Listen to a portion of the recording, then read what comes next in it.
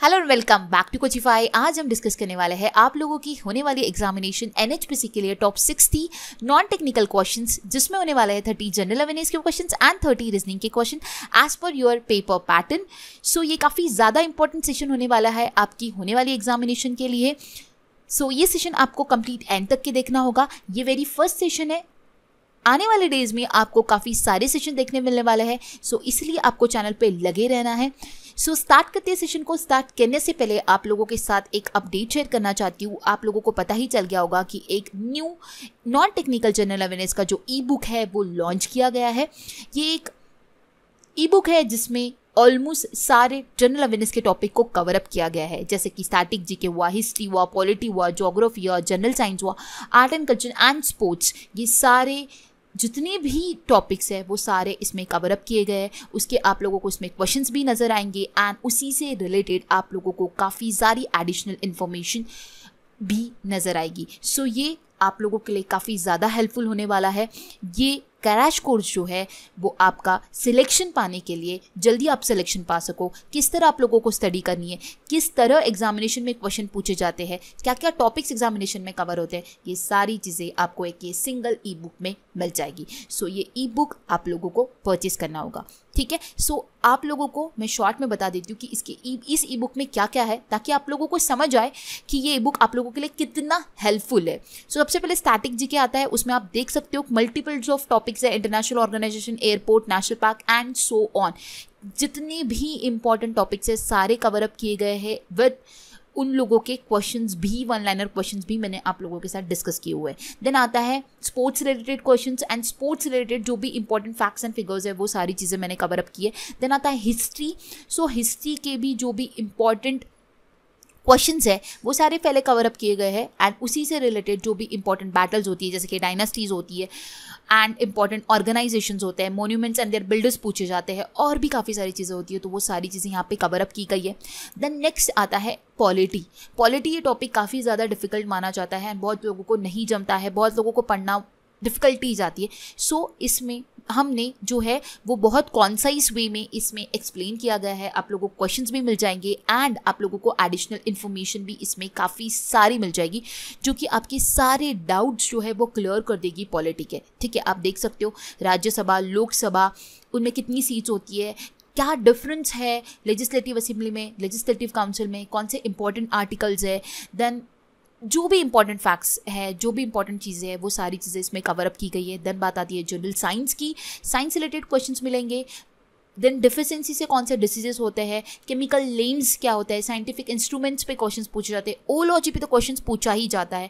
सो वो सारी चीज़ें आप लोगों को इसमें मिल जाएगी। देन नेक्स्ट टॉपिक आता है ज्योग्राफी। ज्योग्राफी में भी क्वेश्चंस मिलेंगे। दैन उसी से रिलेटेड जो इंपॉर्टेंट है, जैसे कि बाउंड्री लाइन्स पूछी जाती है, रिवर्स एंड ट्रिब्यूटरीज पूछी जाती है, डैम्स एंड रिवर्स पूछे जाते हैं एंड डिफरेंट टाइप्स ऑफ जो भी इंपॉर्टेंट डेटा है वो सारा कवर अप किया गया है। देन बात आती है आर्ट एंड कल्चर की। आर्ट एंड कल्चर में भी आप लोगों को पहले क्वेश्चंस नजर आएंगे। Then different forms of painting, classical and folk dances के ऊपर इंफॉर्मेशन है। Then Ramsar site and UNESCO world heritage site. So अभी तक की जितनी भी दी गई है वो सारी चीज़ें आप लोगों को इस सिंगल ई बुक में नजर आएंगी। आज जो भी हम क्वेश्चंस पढ़ने वाला है 30 जनरल अवेयरनेस के क्वेश्चंस, उसी से रिलेटेड डेटा भी आप लोगों को अगर ई बुक के फॉर्म में चाहिए तो वो इसमें मैंने सारा कवर अप किया गया है, लेकिन उससे ज़्यादा, कई गुना ज़्यादा चीज़ें आपको ये सिंगल ई बुक में नजर आएंगी, जो कि आपको सिलेक्शन की ओर कर जाएगी। सो ये आपके लिए बहुत बेस्ट ऑप्शन है अगर आप लोगों को स्टडी करना है। एंड इसकी जो प्राइस सेट की गई है वो सिर्फ और सिर्फ 50 रुपीज़ सेट की गई है। आप लोगों ने वो सेशन नहीं देखा होगा ई बुक लॉन्च का, तो उसका लिंक मैं आप लोगों को डिस्क्रिप्शन बॉक्स में दे दूंगी, तो आपको समझ आएगा कि आपको इसको किस तरह परचेस करना है, आपको लिए क्यों हेल्पफुल है। मैं बहुत डिटेल में वो सेशन में मैंने आप लोगों के लिए एक्सप्लेन किया हुआ है। सो ये सिर्फ 50 रुपीज़ की ई बुक है, जिसके लिए आपको दिवाली ऑफर है, एक कूपन कोड भी दिया गया है दिवाली 50 का। सो आप लोगों को क्या करना होगा, इसके लिए मैं और भी शॉर्ट फॉर्म में आप लोगों को बता देती हूँ। अगर आप लोगों के पास कोचिफाई एप्लीकेशन नहीं है तो उसका लिंक डिस्क्रिप्शन बॉक्स में है, उस लिंक से आप एप्लीकेशन को डाउनलोड कीजिए। आफ्टर डाउनलोड करने के बाद आप लोगों को स्टडी मटेरियल के सेक्शन में जाना होगा एंड देन ई बुक के सेक्शन में जाने के बाद आप लोगों को परचेस करना होगा। परचेस करते वक्त आप लोगों को कूपन कोड आएगा वहाँ पर, तो वहाँ पर आप लोगों को दिवाली 50 ठीक है, ये कूपन कोड अप्लाई करना होगा। जैसे ही आप अप्लाई करोगे तो 50% का कूपन अप्लाई हो जाएगा और आपको ये ई बुक जो है सिर्फ और सिर्फ इतना सारा मटेरियल 50 रुपीज़ में आप लोगों को प्रोवाइड किया जा रहा है। एंड आप लोग अगर NHPC का सिलेक्शन चाहते हो सो आप लोगों के लिए ये मैं रिकमेंड करना चाहती हूँ, काफ़ी ज़्यादा इंपॉर्टेंट है। आप लोगों को मेरे सेशंस तो अभी मिलने ही वाले हैं। जब तक आप लोगों की एग्जामिनेशन आती है, जब तक एग्जाम डेट आती है, जिस भी दिन तक आप लोगों की एग्जामिनेशन आएगी, तब तक आप लोगों को मेरे सेशंस मिलते ही रहेंगे। बट उससे पहले आप लोगों को ये कहना चाहूँगी कि बाकी सारी चीज़ें भी आपको पढ़नी बहुत इंपॉर्टेंट है एंड इसमें आपको एक साथ सारी चीज़ें मिल रही है। सो आपके लिए ये बहुत ही बेस्ट ऑप्शन है। सो आप इस ई बुक को लीजिए, आप इसे गो थ्रू कीजिए। 150 पेजेस का ये ई बुक है जो कि आपको काफ़ी मदद करेगा आपका सिलेक्शन पाने के लिए। सो आपको इसे परचेज करना होगा। अब हम बढ़ते हैं हमारे सेशन की ओर, देखते हैं आज का सबसे पहला क्वेश्चन। बट अगेन आप लोगों को एक बार कहना चाहती हूँ, अगर आपको इस ई बुक के बारे में इंफॉर्मेशन चाहिए, कुछ भी डाउट होगा, सो इसका लिंक मैं डिस्क्रिप्शन बॉक्स में पुट कर देती हूँ। सो आप आफ्टर दिस सेशन वो किस तरह परचेज करना है, क्या क्या चीज़ें इंक्लूड है, हर चीज़ की आपको डिटेल इन्फॉर्मेशन वो वीडियो में मिल जाएगी। वो वीडियो आप देख लीजिए तो आपको समझ आ जाएगा। ठीक है, सो बढ़ते आगे और देखते हैं आज का हमारा सबसे पहला क्वेश्चन। सो आज का हमारा सबसे पहला क्वेश्चन होगा, which temple is also called the black pagoda. Answer हो जाएगा ऑप्शन डी, कोणार्क टेम्पल, जिसे कि ब्लैक पगोडा कहा जाता है। एंड अगर आपको व्हाइट पगोडा पूछा गया तो उसको जगन्नाथ टेम्पल कहते हैं। So black pagoda Konark temple and white pagoda Jagannath temple. Next question होगा हमारा, the Abel prize for mathematics is presented by the king of which country. Abel prize जो है मैथमेटिक्स के लिए दिया जाता है। सो वो कौन से कंट्री के किंग जो है इस अवार्ड को प्रेजेंट करते हैं? सो वो है नॉर्वे के। ऑप्शन बी इसका करेक्ट आंसर हो जाएगा। नेक्स्ट क्वेश्चन है, हु बिल्ड द मोटी मस्जिद in red fort eight Delhi. Delhi में जो मोटी मस्जिद है उसको किसने बिल्ड किया था? आंसर हो जाएगा ऑप्शन ए, औरंगजेब। औरंगजेब द्वारा मोटी मस्जिद जो कि रेड फोर्ट में है दिल्ली में, इन्होंने उसे बिल्ड किया था। इसके अलावा आप देख सकते हो कि अकबर, जिन्होंने आगरा फोर्ट, पंचमहल, जामा मस्जिद, ये जो है ये मोन्यूमेंट्स को उन्होंने बिल्ड किया था। देन जहांगीर जो थे उन्होंने शालीमार बाग, अकबर टॉम्ब बिल्ड किया था। शाहजहां ने रेड फोर्ट, जामा मस्जिद, मोटी मस्जिद, ताजमहल, ये सारी चीज़ों को बिल्ड किया था। उनकी प्लेस भी दी हुई है। एंड नेक्स्ट स्लाइड में मैंने ऑलमोस्ट जो भी इंपॉर्टेंट है, एग्जाम में बार बार पूछे जाते हैं, वो सारे हिस्टोरिकल मोन्यूमेंट्स और उनके बिल्डर्स के नाम यहाँ पे मेंशन किए। जैसे कि आप देख सकते हो, गेटवे ऑफ इंडिया, हवा महल, जामा मस्जिद, जगन्नाथ टेम्पल, जंतर मंतर, ये सारे इंपॉर्टेंट और फेमस प्लेसेस है जो कि ये पूछी जाती है कि कहाँ पर है। एंड उनके builders most of the time पूछे जाते हैं, तो वो यहाँ पर मेंशन है, जो कि आपको ये ध्यान में रखना होगा। ठीक है, नेक्स्ट क्वेश्चन है हमारा, which of the following trophy is related to hockey. Hockey से इनमें से कौन सी ट्रॉफी जो है वो रिलेट करती है? आंसर हो जाएगा ऑप्शन सी, ध्यानचंद ट्रॉफी जो है वो हॉकी से रिलेट करती है। सो अभी नेक्स्ट स्लाइड में क्या है कि कौन सी ट्रॉफी कौन से स्पोर्ट्स से बिलोंग करती है एंड कौन से ईयर में उसे लाया गया था। जैसे कि देवदा ट्रॉफी जो कि क्रिकेट से बिलोंग करती है, 1973 में ये आई थी।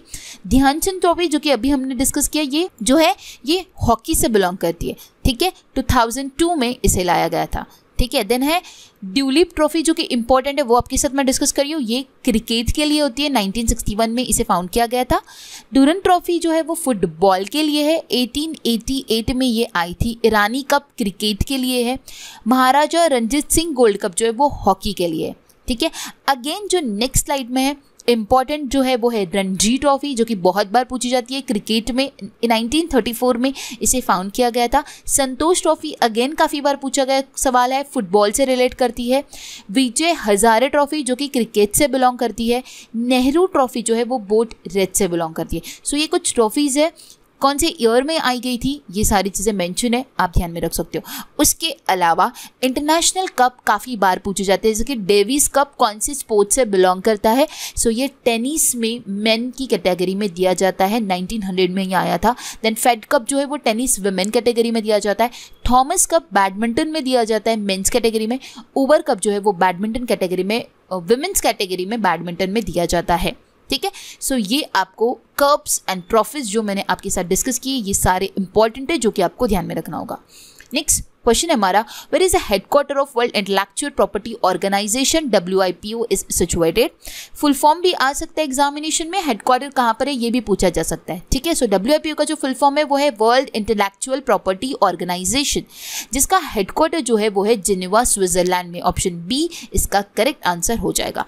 नेक्स्ट स्लाइड में मैंने आप लोगों के लिए जो भी इंपॉर्टेंट ऑर्गेनाइजेशन है इंटरनेशनल वो सारे मेंशन किए, जैसे कि यूनाइटेड नेशंस, यूनिसेफ, UNCTAD का फुल फॉर्म होता है United nation conference on trade and development, जिसका हेडक्वार्टर जिनेवा स्विट्जरलैंड में है। वर्ल्ड हेल्थ ऑर्गेनाइजेशन का अगेन जिनेवा स्विट्जरलैंड में है। इंटरनेशनल लेबर ऑर्गेनाइजेशन का भी जिनेवा स्विट्जरलैंड में है। International committee of the red cross ICRC का भी जिनेवा स्विट्जरलैंड में, और कौन से साल में इसे एस्टैब्लिश किया गया था वो भी वहाँ पे मेंशन है। सो ये जितने भी हेडक्वार्टर्स है, UNESCO, WMO, WIPO, OPEC, IMF, ये सारे फुल फॉर्म्स जो है आपको ध्यान में रखने हैं। ये इनका हेडक्वार्टर कहाँ पे वो भी ध्यान में रखना होगा। एस्टैब्लिशमेंट ईयर भी पूछा जाता है, सो वो भी ध्यान में रखना होगा, और ये सारे इंपॉर्टेंट वंस है इसलिए, ठीक है। नेक्स्ट क्वेश्चन होगा आपका, ozone layer is present in which layer of atmosphere. Atmosphere की लेयर्स होती है, उसमें ओजोन लेयर कौन से लेयर में प्रेजेंट होती है ये पूछा जा रहा है। सो आंसर हो जाएगा ऑप्शन बी स्ट्रैटोस्फीयर। आप इस इमेज में देख सकते हो कि एटमॉस्फेयर की जो लेयर्स है वो गिवन है troposphere, stratosphere, mesosphere, thermosphere and exosphere, ठीक है। एक्सोस्फीयर एंड थर्मोस्फीयर को कंबाइन बोला जाता है आइनोस्फीयर, एंड स्ट्रैटोस्फीयर में जो लेयर प्रेजेंट होती है वो होती है ओजोन लेयर, और इसका जो डिस्टेंस है वो भी वहाँ पे गिवन है, अप टू 7.16 किलोमीटर, मतलब कि अप टू 8 किलोमीटर जो होता है वो होता है ट्रोपोस्फीयर, अप टू 50 किलोमीटर होता है स्ट्रैटोस्फीयर, अप टू 80 किलोमीटर होता है मेसोस्फीयर, अप टू 500 किलोमीटर तक का जो डिस्टेंस होता है वो होता है थर्मोस्फीयर, एंड 1000 to 10,000 किलोमीटर तक का डिस्टेंस होता है एक्सोस्फीयर। सो आपको डिस्टेंस भी पूछा जा सकता है, लेयर्स में कौन सी लेयर पहला, उसका सीक्वेंस प्रॉपर ये भी पूछा जा सकता है, आइनोस्फीयर कौन से लेयर में प्रेजेंट होता है ये भी पूछा जा सकता है, एंड ओजोन लेयर मैंने आप लोगों को बताया जो कि होता है स्ट्रैटोस्फीयर में, ठीक है। सो बढ़ते आगे, नेक्स्ट क्वेश्चन होगा हमारा। सो नेक्स्ट क्वेश्चन जो है वो है, कंसीडर द फॉलोइंग पेयर। हमें एक साइड विटामिन का डिफिशियंसी दिया हुआ है एंड एक साइड हमें डिसीज दिया हुआ है। सो उस पर्टिकुलर विटामिन के डिफिशियंसी की वजह से कौन सा डिसीज होता है ये हमें बताना है। सो इस क्वेश्चन में अब क्वेश्चन क्या बोला है कि which of the following pair given above is are incorrectly match. हमें इनकरेक्टली मैच पेयर बताना है, ठीक है। सो क्वेश्चन ऑलवेज अच्छे से प्रॉपरली रीड करना है ताकि आप आंसर करेक्ट मार्क कर सको, ठीक है। सो सबसे पहला है vitamin C. Due to the deficiency of vitamin C कौन सा डिजीज होता है, स्कर्वी होता है एंड स्वेलिंग ऑफ गम्स। तो yes it is correct, due to the deficiency of vitamin C scurvy जो डिजीज होता है वो करेक्ट है। देन सेकेंड जो है वो विटामिन डी। विटामिन डी के डिफिशियंसी से जो डिसीज होता है वो होता है रिकेट्स, ठीक है। सो ये भी करेक्ट है। सो नेक्स्ट है हमारा विटामिन ई, जिसकी कमी से नाइट ब्लाइंडनेस बता हुआ है जो कि रॉन्ग है। विटामिन ई की कमी से लेस फर्टिलिटी होती है, ना कि नाइट ब्लाइंडनेस। नाइट ब्लाइंडनेस जो होता है वो विटामिन ए के कमी की वजह से होता है। सो ऑप्शन ई जो है वो इनकरेक्टली मैच है, इसलिए इसका आंसर हो जाएगा only 3। Option B correct answer हो जाएगा। अब आपको इसकी पॉइंट्स में गिवन है कि विटामिन ए के डिफिशियंसी से कौन सा डिजीज होता है, विटामिन B1 से कौन सा होता है, B2 से क्या होता है, B3 से क्या होता है, एंड सो ऑन। और आप लोगों को इसकी बहुत ज़्यादा रिलेटेड जो भी इंफॉर्मेशन है रिलेटेड टू विटामिन एंड उसी पे जो क्वेश्चंस है, मैंने जैसे कि आप लोगों को बताया है कि मैंने जो एक ई बुक जो लॉन्च किया है उसमें मैंने क्वेश्चंस भी कवर अप किए हैं और इसको थोड़ा डिटेल में मैंने वहाँ पर आप लोगों के लिए मेंशन किया है ताकि आप लोगों को और भी चीज़ें क्लियर हो। विटामिन B1 का जो साइंटिफिक नेम होता है वो क्या होता है, एंड और भी काफ़ी सारी चीज़ें आपको वहाँ पर मिल जाएगी, ठीक है। बढ़ते आगे, नेक्स्ट क्वेश्चन है entomology is the science that studies. Entomology जो है वो किसकी स्टडी को कहा जाता है। सो आंसर हो जाएगा ऑप्शन ए इंसेक्ट्स। इंसेक्ट्स की स्टडी को कहा जाता है एंटोमोलॉजी। काफ़ी बार ऐसा क्वेश्चन एग्जामिनेशन में आता है। एंड अगेन आपको ये कहना चाहूँगी कि मैंने जो आप लोगों को ई बुक दिया है उस ई बुक में मैंने ऑलमोस्ट सारे जो इस टाइप का जो पूछा जाता है, जैसे कि एक चार्ट गिवन है, इस टाइप के मैंने कम से कम 7 to 8 चार्ट्स वहाँ पे कवर अप किए हुए हैं जिससे आप पढ़ के ध्यान में रख सकते हो, ठीक है। सो उस जो ई बुक मैंने आप लोगों के लिए लाया है उसमें मैंने काफ़ी सारी चीज़ें कवर अप करवाई है ताकि आपकी जो स्टडी है वो आप अच्छे से डिटेल फॉर्म में कर सको एंड जो भी क्वेश्चन आए सपोज तो आप उसका आंसर मार्क कर सको। तो यहाँ पे हमने क्या पढ़ा अभी, entomology it is the study of insects. अभी नेक्स्ट स्लाइड में आप देख सकते हो जैसे कि एरोलॉजी है, it is the study of atmosphere, मतलब जो एटमॉस्फेयर की स्टडी करता है उसे कहा जाता है एरोलॉजी। अल्गोलॉजी क्या होता है, the study of algae. Andrology क्या होता है, the study of male health. Anthropology क्या होता है, the study of humans. Study of बीज को कहा जाता है एपोलॉजी। आर्कनोलॉजी किसे कहा जाता है, the study of spider and so on. ये लिस्ट काफ़ी बड़ी है, यहाँ पे मैंने सिर्फ एक ही स्लाइड में मेंशन किया जो कि इंपॉर्टेंट है, बट आपको वो पर्टिकुलर ई बुक में काफ़ी सारा डेटा जो है वो मिल जाएगा। ठीक है, नेक्स्ट क्वेश्चन है हमारा, which of the following river is known as sorrow of Bengal. किसी सौर ऑफ बंगाल मतलब कि कौन सी रिवर को सौर ऑफ बंगाल कहा जाता है, तो वो है दामोदर रिवर। ऑप्शन ए इसका करेक्ट आंसर हो जाएगा। Next question, the elements of fundamental duties are explain in which article. Fundamental duties जो है उसको कौन से आर्टिकल में जो है वो एक्सप्लेन किया गया है, वो है 51A। Article 51A option C इसका करेक्ट आंसर हो जाएगा, जहां पर फंडामेंटल ड्यूटीज़ को एक्सप्लेन किया गया है। नेक्स्ट क्वेश्चन होगा हमारा, which of the following states और UT has more than one seat in Lok Sabha. So Lok Sabha में ये बोला जा रहा है कि इनमें से कौन सा स्टेट या फिर यूटी है जिसमें एक से ज़्यादा सीट्स है, सो वो है मेघालय। ऑप्शन ए इसका करेक्ट आंसर हो जाएगा, क्योंकि रिमेनिंग ऑप्शन जो है नागालैंड, सिक्किम एंड मिजोरम, यहाँ पे सिर्फ और सिर्फ एक ही सीट है फॉर लोकसभा। नेक्स्ट स्लाइड में आप देख सकते हो कि लोकसभा के लिए कौन सी स्टेट्स या फिर यूटीज है जहाँ पर एक ही सीट है लोकसभा के लिए, वो है Mizoram, Nagaland, Sikkim, Andaman and Nicobar island, Chandigarh, Daman and Diu, Lakshadweep, Puducherry and Ladakh. यहाँ पे सिर्फ एक सीट है फॉर लोकसभा। एंड राज्यसभा के लिए जिस स्टेट्स और यूटी में एक सीट है वो है अरुणाचल प्रदेश, गोवा, मणिपुर, मेघालय, मिजोरम, नागालैंड, पुडुचेरी, सिक्किम एंड त्रिपुरा। सो ये आपको ध्यान में रखना होगा। इसके अलावा कौन से स्टेट्स में कितनी प्लेसेस है वो सारा आपको उस ई बुक में मिल जाएगा। ठीक है, बढ़ते हैं आगे। नेक्स्ट क्वेश्चन होगा हमारा, which schedule to the Constitution of India detail the allocation of seats in the Rajya Sabha per state and union territory. क्या बोला जा रहा है, कॉन्स्टिट्यूशन के कौन से शेड्यूल में अलोकेशन ऑफ सीट्स के बारे में जो है वो बताया गया है। सो आंसर हो जाएगा option D, 4th schedule. Total constitution में जो शेड्यूल्स है वो है 12 एंड उसमें जो 4th शेड्यूल है उसमें बताया गया है allocation of seats in the council of states.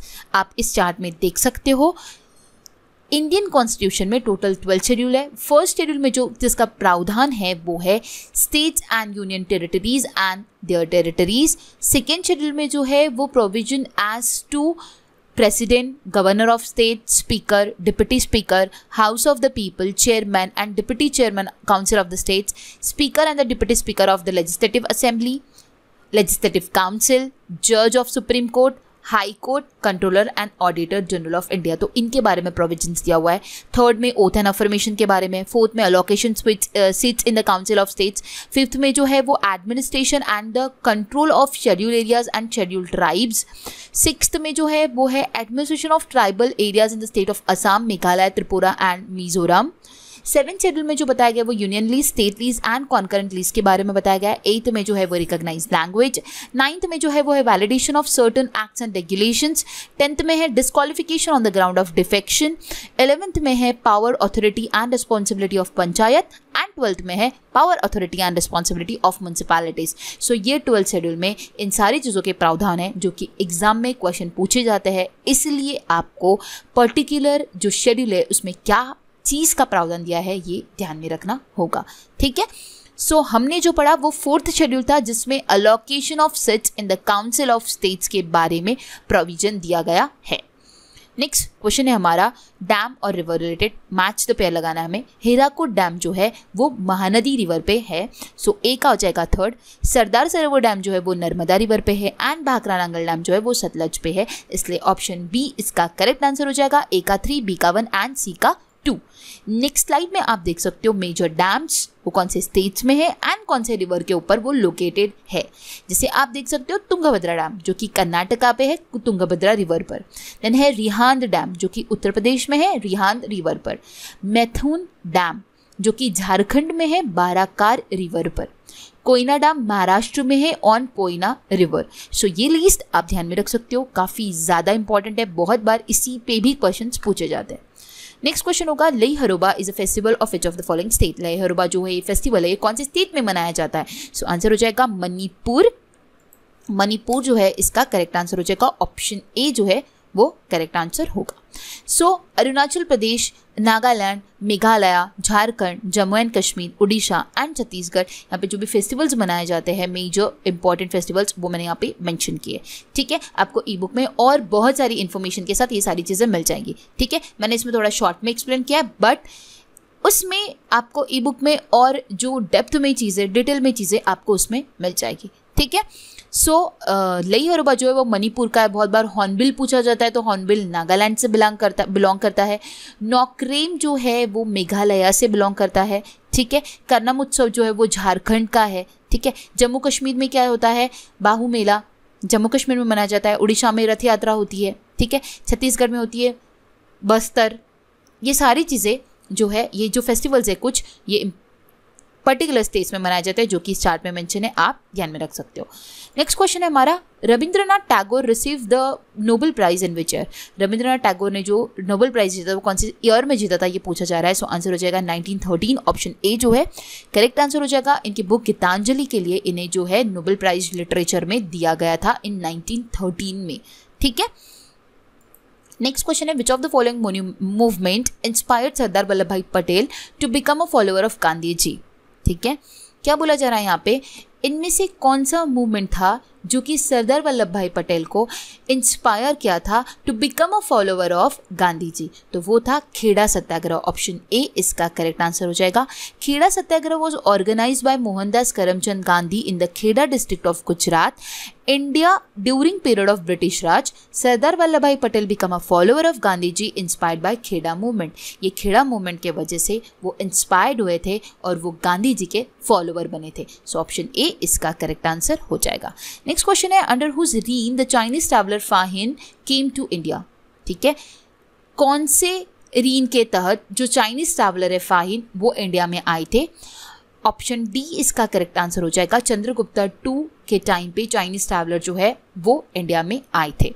ठीक है, ऑप्शन डी करेक्ट आंसर हो जाएगा। नेक्स्ट क्वेश्चन है at which of the following battle was Humayun defeated Sher Shah Suri.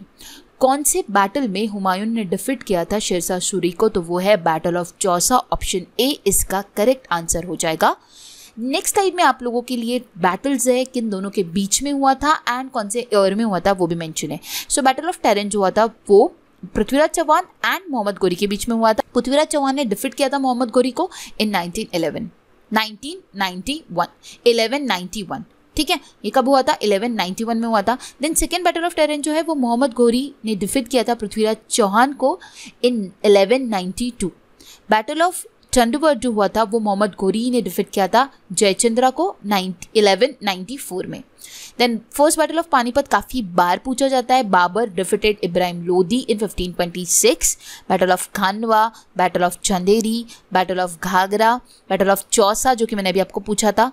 ठीक है, अभी क्वेश्चन में ये था, हमें यहाँ पे दिया था कि हुमायूं ने डिफीट किया शेरशाह सूरी को। ठीक है, कौन से ईयर में अगर पूछा जाता है तो वो है 1539। ठीक है, सो ये कुछ बैटल्स है जिनके बीच में वो भी आपको ध्यान में रखना है एंड ईयर भी आपको ध्यान में रखना होगा। बढ़ते आगे, नेक्स्ट क्वेश्चन हमारा which ruler built the Ellora temple. कौन से रूलर ने जो है एलोरा टेम्पल को बिल्ड किया था? तो वो है राष्ट्रकूटा। ऑप्शन सी इसका करेक्ट आंसर हो जाएगा। ठीक है, नेक्स्ट क्वेश्चन है east India company was formed in which year. कौन से साल में ईस्ट इंडिया कंपनी को फॉर्म किया गया? वो है 1600। ऑप्शन सी इसका करेक्ट आंसर हो जाएगा। ईस्ट इंडिया कंपनी इंडिया में 1600 में आई थी। East India company opened its first factory in Surat.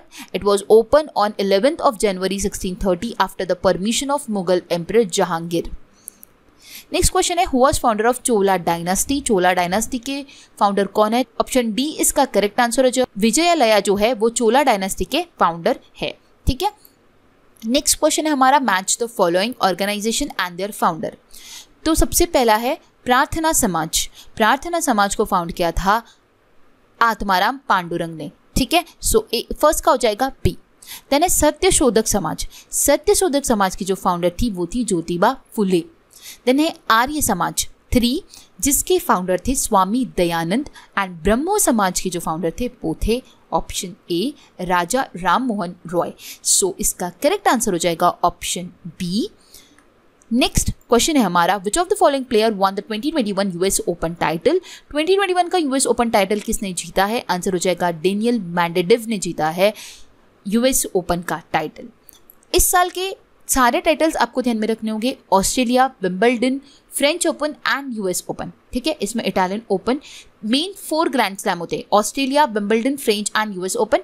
Italian open जो है इसके भी विनर्स मैंने यहाँ पे डाला हुआ है। So Australia, French and Wimbledon, इन तीनों में मेन सिंगल कैटेगरी में नोवाक जोकोविक ने ही जीता है। तो नोवाक ही जीते हैं ऑस्ट्रेलिया, विंबलडन एंड फ्रेंच में। सिर्फ यूएस ओपन में जो जीते हैं वो है डेनियल मेडवेडेव। फीमेल कैटेगरी में चेंज है, ऑस्ट्रेलियन में फीमेल में जीती है नाओमी ओसाका जो कि जापान से बिलोंग करती है। विंबलडन में विमेन में जीती है एशले बार्टी जो कि ऑस्ट्रेलिया से बिलोंग करती है। इटालियन ओपन में विमेन में जीती है इगा स्विएटेक जो कि पोलैंड से बिलोंग करती है। एंड फ्रेंच ओपन में जीती है बाराबोरा क्रेजिकोविच जो कि चेक रिपब्लिक से बिलोंग करती है। सो ये सारे female category and women's and men's के सिंगल्स भी आपको ध्यान में रखने होंगे, कौन से कंट्री से वो लोग बिलोंग करते हैं ये भी आपको ध्यान में रखना होगा। ठीक है, नेक्स्ट क्वेश्चन है हमारा, इंडिया सेलिब्रेटेड इट्स डैश प्रवासी भारतीय दिवस इन 2021। इंडिया ने इस साल 2021 में कितवा प्रवासी भारतीय दिवस जो है वो सेलिब्रेट किया? तो वो है 16th, ऑप्शन सी इसका करेक्ट आंसर हो जाएगा। 9 जनवरी को प्रवासी भारतीय दिवस जो है वो मनाया जाता है। तो इस साल जो था वो 16वां था प्रवासी भारतीय दिवस। ठीक है, और सबसे पहले ये जो मनाया गया था ये 2003 में मनाया गया था। नेक्स्ट क्वेश्चन है, which of the following planet is known as morning star. कौन से प्लैनेट को मॉर्निंग स्टार कहा जाता है? आंसर हो जाएगा ऑप्शन बी विनस। विनस को कहा जाता है मॉर्निंग स्टार। अब आप लोगों को एक बात और ध्यान में रखनी है, कौन से इनर प्लैनेट होते हैं और टेरेस्ट्रियल प्लैनेट्स होते हैं और कौन से आउटर प्लैनेट जिन्हें कि जोवियन प्लैनेट्स भी कहा जाता है।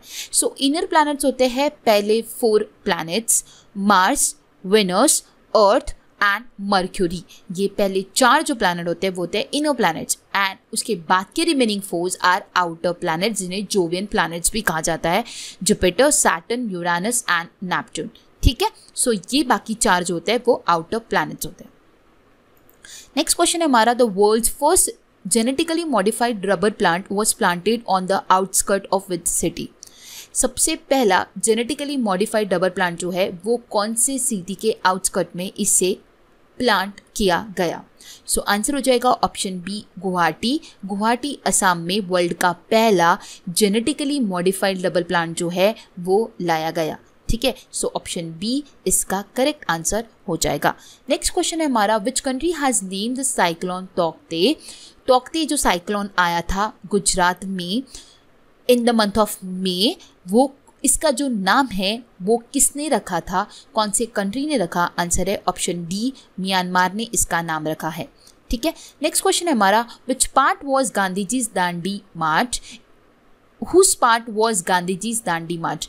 इनमें से कौन सा हिस्सा जो है वो दांडी मार्च का हिस्सा है? तो वो है civil disobedience movement. Option B इसका करेक्ट आंसर हो जाएगा। सिविल डिसओबीडियंस मूवमेंट जो है वो गांधी जी के दांडी मार्च का ही पार्ट है। नेक्स्ट क्वेश्चन है हमारा, which of the following is a communicable disease. Answer हो जाएगा ऑप्शन बी मिसल्स जो है वो कम्युनिकेबल डिसीज है। कम्युनिकेबल डिसीज कौन सा होता है? Harmful microbes are transmitted from host to another direct contact. मतलब कि क्या होता है, जो माइक्रो ऑर्गेनिजम्स होते हैं, माइक्रोब्स जो होते हैं वो ट्रांसमिट होते हैं एक इंसान से दूसरे इंसान में डायरेक्ट कांटेक्ट करने के वजह से, उसे कहा जाता है communicable disease. And non communicable disease कैसे होते हैं? क्रॉनिक होते हैं। ठीक है, जो कि ट्रांसमिशन से नहीं होता है, जैसे कोविड जो है वो ट्रांसमिशन से होता है। ठीक है, बट नॉन कम्युनिकेबल डिसीज जैसे कि हार्ट अटैक, कैंसर, अस्थमा, ये कम्युनिकेबल डिसीज नहीं, इन्हें नॉन कम्युनिकेबल डिसीज कहा जाता है, जो कि direct from one host to another host नहीं होते हैं। ठीक है, सो यहाँ पे पूछा गया हमें कम्युनिकेबल डिसीज, तो मिसल्स जो है वो कम्युनिकेबल डिसीज है। Measles, cholera, malaria, tuberculosis, hepatitis, ये सारे डिसीजेज जो है वो कम्युनिकेबल डिसीज है। और नॉन कम्युनिकेबल आता है heart attack, cancer, asthma and जो भी डिफिशियंसी वाले डिसीजेज होते हैं वो सारे नॉन कम्युनिकेबल होते हैं। नेक्स्ट क्वेश्चन होगा हमारा, Loktak power station is situated in which state? Loktak power station जो है वो कौन से स्टेट में लोकेटेड है? तो वो है मणिपुर में। ऑप्शन बी इसका करेक्ट आंसर हो जाएगा। ठीक है, लोकतक हाइड्रो पावर प्रोजेक्ट जो है वो मणिपुर रिवर और इम्फाल रिवर जो है लोकतक लेक में, वहाँ पर ये सिचुएटेड है। इसे 1983 में बिल्ड किया गया था। ठीक है, और इसका जो पावर जनरेशन कैपेसिटी है वो है 105 मेगावाट का। ठीक है, जो कि पावर सप्लाई करता है मणिपुर, नागालैंड, आसाम, मिजोरम, अरुणाचल प्रदेश, मेघालय, त्रिपुरा। ठीक है, सो इसका करेक्ट आंसर हो जाएगा ऑप्शन बी मणिपुर। ठीक है, सो ये थे हमारे जनरल अवेयरनेस रिलेटेड 30 क्वेश्चंस। अब हम मूव ऑन करते हैं हमारे रीजनिंग के क्वेश्चंस की तरफ, और अब हम देखते हैं रीजनिंग के क्वेश्चंस। सो सबसे पहला क्वेश्चन होगा हमारा रीजनिंग का रिलेटेड टू हमारा है ब्लड रिलेशन। सो यहाँ पे हमें कोडिंग ब्लड रिलेशन दिया हुआ है। A plus B means A is the father of B, A minus B means A is the husband of B, A into B means A is the daughter of B, A divided by B means A is the sister of B। सो हम क्या करेंगे, statement को read करेंगे और उसके accordingly solve करे जाएंगे। सबसे पहले हमारा है P plus M। सो P plus M क्या होता है? P is the father of M। ठीक है, ये हमने बना लिया। नेक्स्ट स्टेटमेंट हमारा है M divided Q, that means क्या होता है? M is the sister of Q। ठीक है, करेक्ट है। नेक्स्ट है Q into N, मतलब क्या होगा? Q is the daughter of N, तो Q is the daughter of N।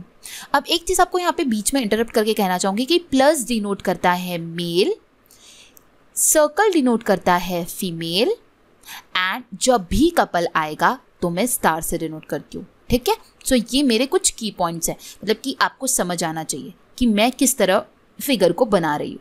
तो मेल ऑलवेज स्क्वायर से, फीमेल सर्कल से, एंड कपल स्टार मार्क से। ठीक है, अब हम आगे बढ़ते हैं। N into T, so N is the daughter of T, N is the daughter of T।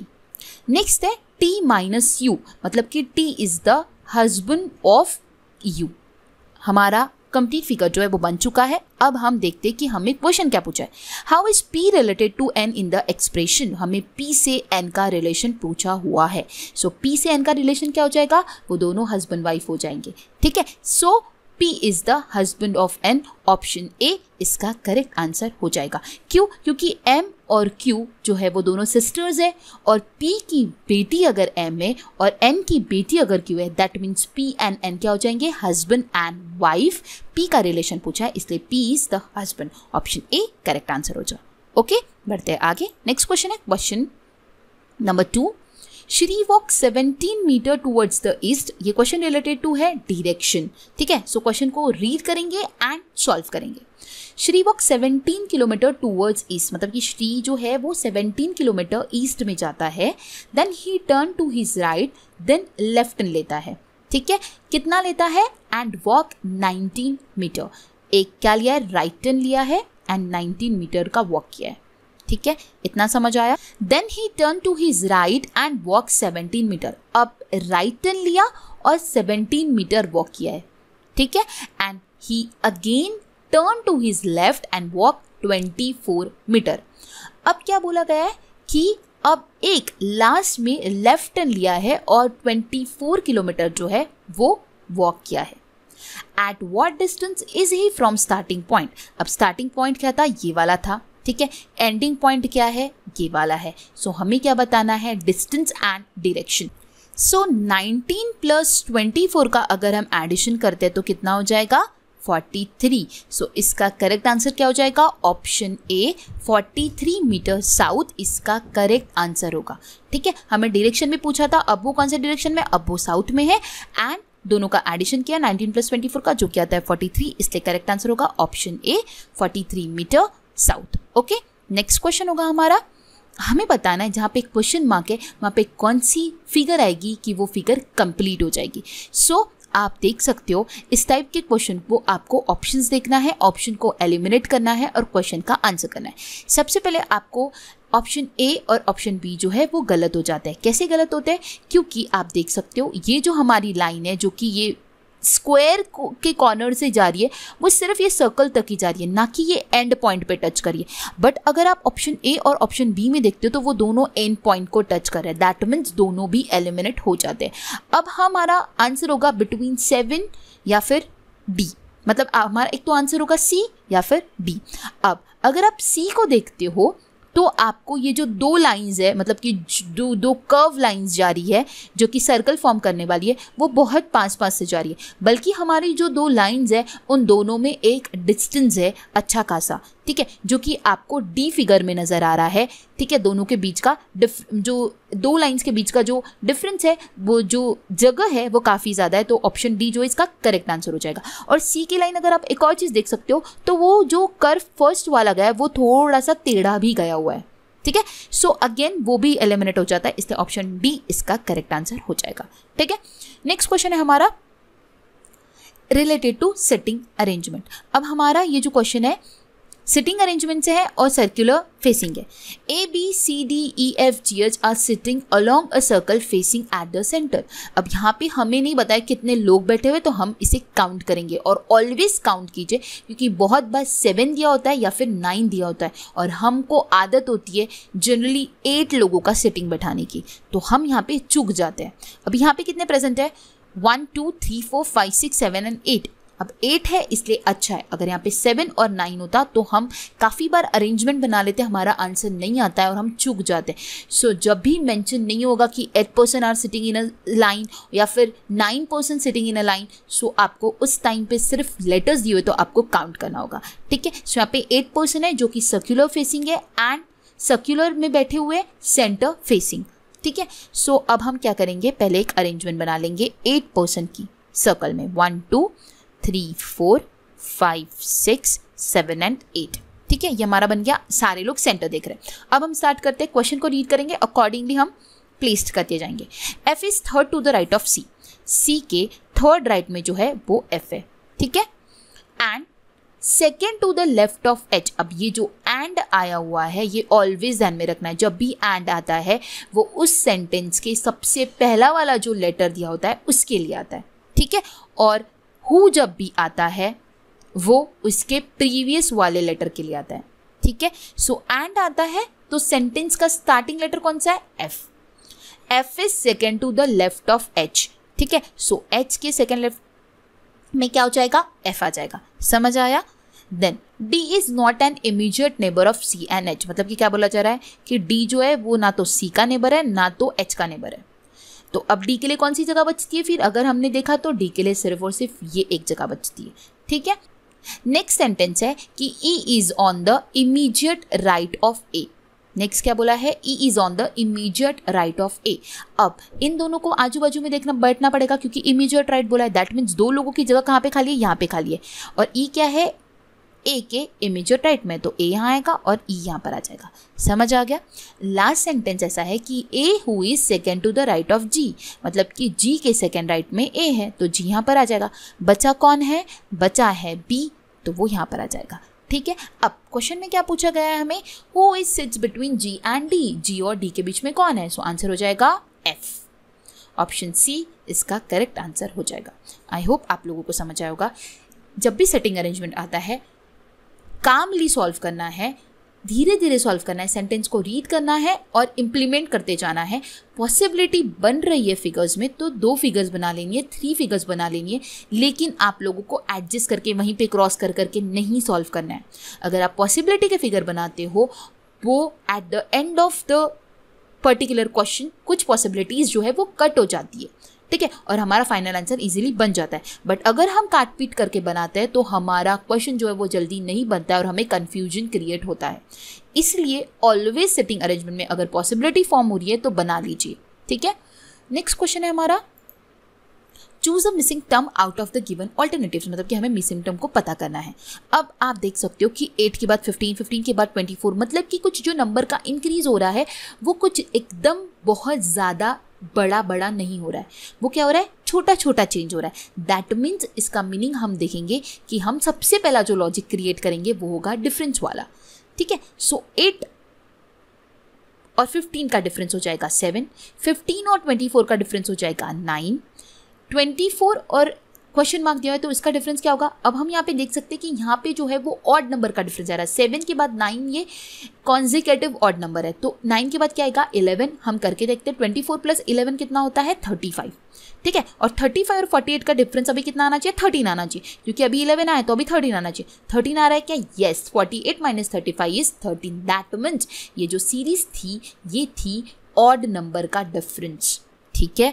और जब भी ध्यान में रखना है नंबर सीरीज में अगर वो थोड़े थोड़े नंबर से बढ़ रही है तो सबसे पहला लॉजिक लगाओगे डिफरेंस का, अगर वो बड़े बड़े नंबर से बढ़ रही है तो मल्टीप्लिकेशन का लॉजिक लगाओगे, ठीक है। अगर वो डिक्रीज हो रही है थोड़े थोड़े नंबर से तो सबसे पहले अगेन डिफरेंस का लॉजिक लगाओगे, अगर बहुत ज़्यादा नंबर से डिक्रीज हो रही है तो डिवीजन का लॉजिक लगाओगे, ठीक है। उसके अलावा जो भी लॉजिक्स अगर आप लोगों को देखना है तो मैथ्स की मैराथन में मैंने काफ़ी सारी चीज़ें बताई है कि नंबर सीरीज़ को किस तरह सॉल्व करना है, तो मैथ्स की मैराथन आप फॉलो कर सकते हो। और उसमें से पर्टिकुलर आपको अगर सिर्फ नंबर सीरीज़ देखना है तो आप पर्टिकुलर नंबर सीरीज़ को भी जाकर देख सकते हो। डिस्क्रिप्शन बॉक्स में जो है वो पर्टिकुलर टाइमिंग दिया हुआ है नंबर सीरीज़ का, ठीक है। तो आपका ये जो टॉपिक है ना वो क्लियर हो जाएगा। सो नेक्स्ट क्वेश्चन है हमारा, Seema is standing in a queue of 27 person at 19th position from the last, what is the position of Seema from the front. Simple सा क्वेश्चन है, क्या बोला है कि सीमा जो है एक क्यू में एक लाइन में खड़ी है जिसमें 27 लोग टोटल है, ठीक है।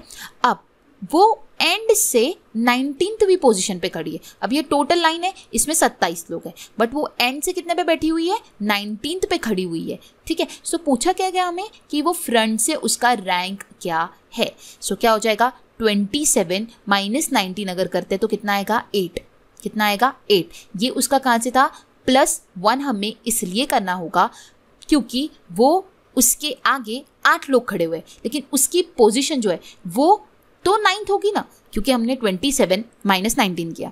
इससे क्या पता चला हमें कि 27 19 पोजीशन पे वो खड़ी है। दैट मीन्स 8 लोग जो है वो उसके आगे खड़े हुए, तो वो कौन से नंबर पे आएगी 9वें नंबर पे। समझ आया।